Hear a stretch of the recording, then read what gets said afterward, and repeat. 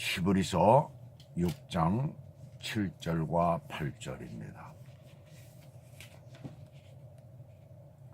땅이 그 위에 자주 내리는 비를 흡수하여 밭 가는 자들이 쓰기에 합당한 채소를 내면 하나님께 복을 받고, 만일 가시와 엉겅퀴를 내면 버림을 당하고 저주함에 가까워 그 마지막은 불사름이 되리라 그랬습니다. 자, 이 말씀은 완전히 다른 것처럼, 이렇게 6절이나 4절, 5절, 6절과 전혀 다른 것처럼 되어져 있지만 같은 내용입니다. 그 내용을 한마디로 이렇게 비유적으로 표현을 한 거예요. 그래서 배교자들의 실상과 그 심판에 대한 것을 말씀을 하고 있습니다. 우리가 여기 타락한 6절에서 보게 되면 타락한 자들이라고 했죠. 이 타락한 자들이라는 말은 계속적인 그런 행위를 말하고 있는 거예요. 한두 번 죄를 짓고 다시 회개하는 그런 정도가 아니라 계속해서 죄를 짓고 있는 상태. 한마디로 이렇게 되면 이제 배교 행위가 되는 거죠. 완전히 교회를 떠난 상태를 얘기를 하는 겁니다. 이 배교 행위. 이 사람들의 경우 다시 회복한다는 것이 어려운 정도가 아니라 불가능하다라는 것을 오늘 말씀하고 있어요. 이 말은 이 절대적이고,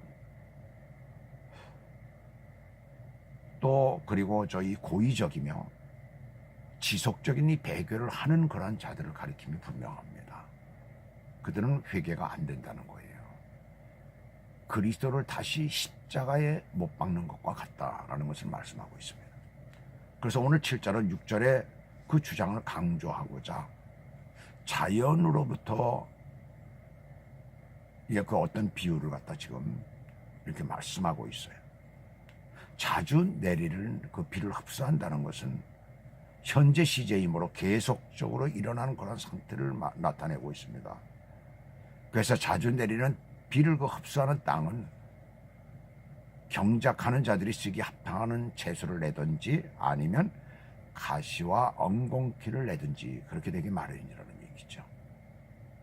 그래서 땅이 그와 같이 채소를 내든지 먹을 수 있는 것을 내든지 아니면은 가시와 엉겅퀴를 내든지 이렇게 된다는 거예요. 그래서 주의 말씀과 그 은혜는 자주 내리는 비와 같아서 우리들에게 하나님의 말씀이 자주 내리는 비와 같이 그렇게 하나님의 말씀이 그 은혜가 자주 우리 가운데 온다는 얘기죠. 이를 듣는 모든 사람의 심령을 흠뻑 적실만 합니다. 그러나 그들이 내는 열매는 일정하지가 않다는 것이죠. 이것은 그리스도께 대한 개개인의 태도와 관계가 있습니다. 그래서 밭가는 자들이 쓰기에 합당한 채소를 내면 그랬어요. 근데 공동 번역에 보게 되면은 이 부분을 농사 짓는 사람들에게 유익한 농작물을 내주면으로 번역했어요. 농경지가 비를 먹고 농부들의 수고스러운 경작을 받게 되면 풍요스럽고 탐스러운 그런 농작물을 산출하는 것이 당연합니다. 그래서 농경지의 존재 이유는 농부들의 마음을 뿌듯하게 농작물을 생산해 주는 데 있어요.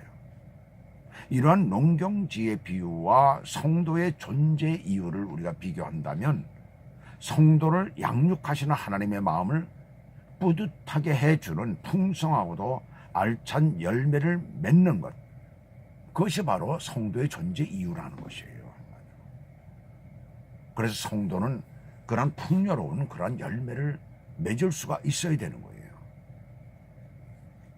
그 다음 여기 8절을 보시면은 만일 가시와 엉겅퀴를 내면, 여기서 만일이라는 이 단어는 대라는 접속사인데 영어로는 but, 7절과 완전히 정면으로 반대된다는 사실을 여기서 보여주고 있습니다.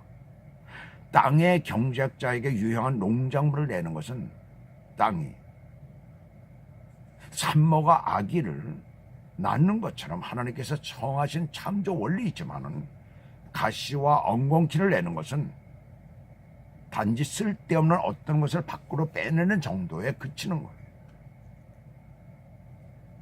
그래서 못된 땅은 바로 그렇다는 것입니다. 바로 이 부분은 창세기 3장 17절 18절에서 그 말씀을 인용한 것인데, 그 창세기 3장 17절 18절에서는 하나님께서 아담에게 원죄에 대한 것을 저주를 내리시는 장면이 나오고 있죠. 거기에서 아담에게 내리신 원죄의 결과에 대한 땅에서의 그러한 현상을 말하는 것이에요. 땅이 그 원죄 이전에는 굉장히 경작하기에 좋았겠죠. 그냥 내버려둬도 우리가 먹을 수 있는 것들이 그 얼마나 많이 나왔는지 몰라요. 그러나 원죄 이후에 아담에게 내리신 것이 뭐냐? 땅을 우리가 수고롭게 땀을 흘려가면서 경작하지 아니하면 거기서 풍족한 것을 낼 수가 없다는 것이죠. 그 땅의 현상을 말하고 있는 거예요. 땅이 그렇게 된다. 마찬가지로 하나님의 인도하심과 말씀을 따르지 않고 죄 아래에 있는 자들을 염두에 둔 표현입니다. 사람은 누구든지 죄의 지배를 받게 되면 하나님의 기대에 부응하는 삶을 살 수가 없는 거예요. 불가능합니다. 그래서 사도 바울은 갈라디아서 6장 8절에서 자기 육체를 위하여 심는 자는 육체로부터 썩어진 것을 거두고라고 말씀했어요. 죄는 곧 하나님께 대한 불신과 불순종의 다른 이름이에요. 그래서 사람들은 보통 아무 생각 없이 믿는 것은 내 마음대로다, 내가 하는 것이다 라고 하면서 복음을 전하게 되면, 하나님의 말씀을 보게 되면 복음을 거부하지만 그것은 곧 하나님 앞에서 죄라는 것을 깨달아야 됩니다.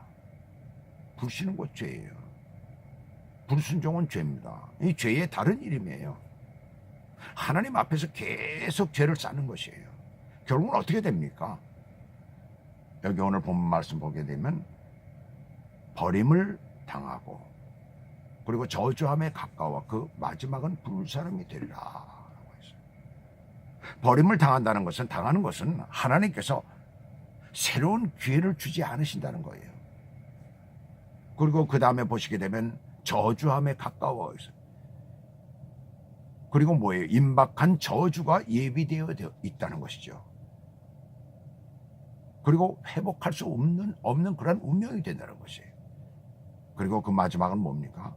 불사름이에요. 이 불사름이 뭘 의미하고 있어요? 최후의 심판을 말하고 있는 거죠. 불심판에서 심판받는 것을 우리들에게 보여주는 것입니다. 심판에 관한 것은 마태복음 24장에도 나오고 있지만 그 심판이 어떤 것이다. 또 요한계시록에서도 그 마지막에 우리가 어떻게 될 것이다 라는 것을 말씀하고 있잖아요. 이 타락한 자들의 운명이 예수를 믿는 것 같았고 진짜 믿는 줄로 누구든지 알 수 있었던 그 사람들이 타락했다는 것입니다. 타락한 자들이 있다는 얘기예요. 정말 진정으로 그들은 예수 그리스도가 없다는 얘기입니다. 그 속에. 그런데 겉으로 볼 때는 분명히 경험을 한 사람들이다 라는 것을 우리는 알 수가 있지만 그 심령 깊은 곳에서는 정말 거듭남이 없었다는 것을 말하고 있어요. 왜요? 떠나버렸기 때문에 그렇습니다.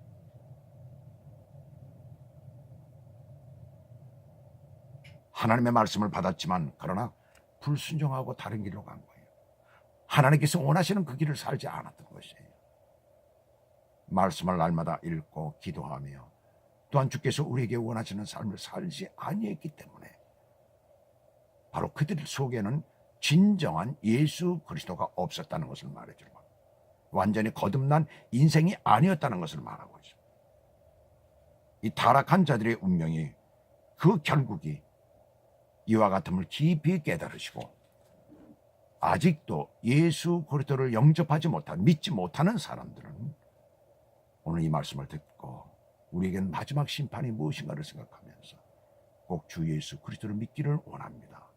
그리고 지금도 교회 생활을 하고 계시는 분, 신앙생활을 한다라고 생각을 하는 그런 분들은 자기 자신을 다시 한번 점검하고 내가 정말 예수 그리스도 안에 살고 있는가, 예수 그리스도의 말씀에 순종하며 지금 살아가고 있는가, 내가 거듭난 삶을 살고 있는가를 분명히 확인하시고 확신하시고 오늘도 승리하는 삶을 사시길 주 예수 그리스도의 이름으로 축원합니다. 기도하겠습니다.